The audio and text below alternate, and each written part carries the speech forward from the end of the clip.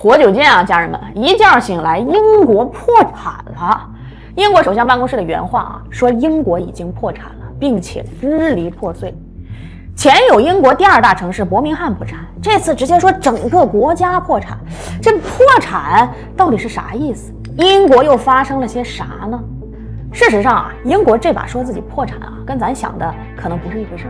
就是新首相上台查了一下账啊，发现上一任把钱花光了不说，还超了200亿英镑，于是赶紧把这事儿爆出来。一方面不能替前任背锅，另一方面好给自己后续的政策啊做预热。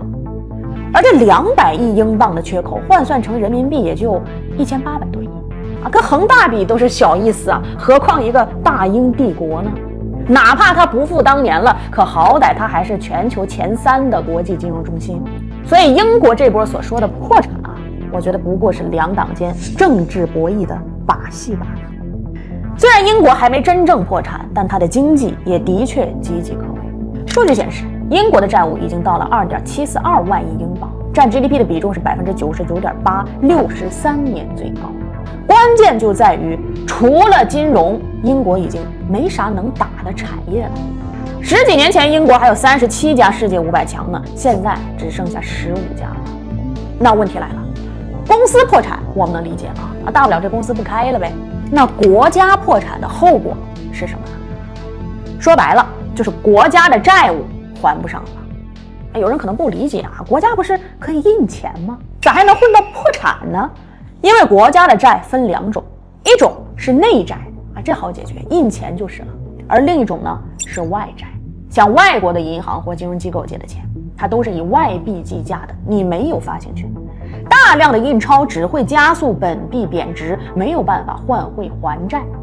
比如阿根廷就是这样啊，外债还不上，导致国家来来回回破产了9次。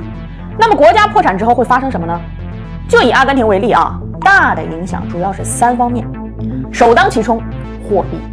破产以后，国家信用直线下降，本币和国债也会遭到市场抛售，老百姓手上的钱疯狂贬值，紧接着就是逆天的物价。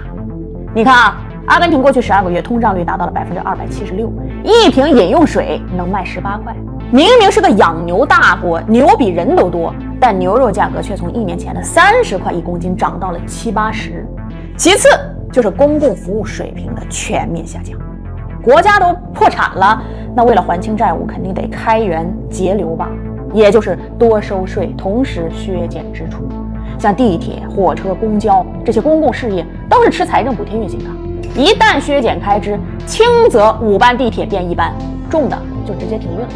比如今年的阿根廷就上演了2次全国交通大瘫痪。而最后一个最致命，没有哪个国家和机构会心甘情愿地被拖欠债务，一旦没钱还债，负债国的核心资产就有可能被外资低价收购。这也导致阿根廷从能源、矿产、交通，几乎所有关乎国家经济命脉的企业全被外国资本所掌握。最离谱的一次啊，连军舰都被债主扣押在海外了。所以总结一下，国家破产真的是件非常严重的事情。而这次在英国破产的消息满天飞的同时呢，美国国债规模也突破了35万亿，达到历史新高。马斯克直接预言说美国快破产了。好家伙呀，大家猜猜吧，这下一个破产的究竟是谁呢？散会。